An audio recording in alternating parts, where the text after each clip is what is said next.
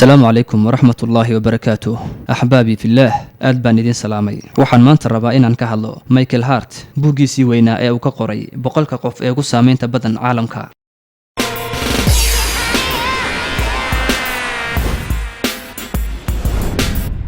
sideed iyo labaatan sano ayay ku qaadatay inuu alifo buugiisii ugu magac daray boqolka qof ee ugu weyn ee caalamka soo mara. markii uu dhameeyay diyaarintii buugiisa waxa uu jaamacad ku taala London ka jeediyay khudbad aad u dheer isagoo doonaya inuu ku sheego halka shakhsi ee ugu weyn boqolka qof. dadweynihii baa sacbis ku soo dhaweeyay qodob kasta oo uu ka hadlo cadeymo iyo xujooyin cadcad ayuu raacinayay si aan hadalkiisa loogu malaynin malaawal. waxa uu yiri sida tan: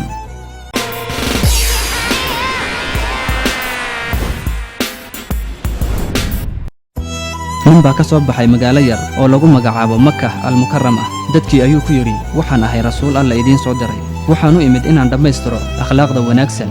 waxaa rumeeyay waqtigaas 4 qof, xaaskiisa iyo saaxiibkiis iyo 2 caruur ah. waagaas oo hadda ay ka soo wareegtay 1400 oo sano. tirada dadka rumaysan waxay kor u dhaafeen bilyan iyo bar qof. ma uusan lahayn TV iyo wargeys ama Twitter, Facebookna kuma lahayn friends ama asxaab. sidaas ay tahay dadka maalin kasta raaca way soo badanayaan.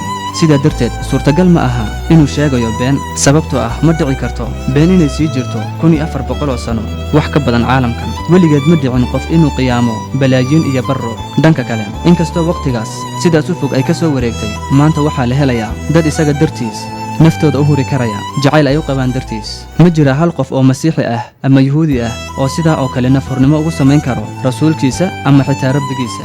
shakhsiga ugu weyn ee adduunkan soo maray waa Nabi Muhammad sallallahu alayhi wasallam. ka nax ama ku farax.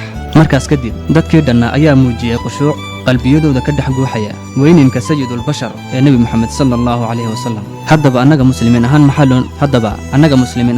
looga baahan yahay? annagu haddaan muslimiin nahay waxaana laga rabaa inaan ka dhabayno jacaylka rasuulka sallallahu alayhi wasallam, annagoo raacayna sunnooyinkiisa, isla markaana aan ka harno wixii uu naga reebay una hoggaansano wixii uu na amray.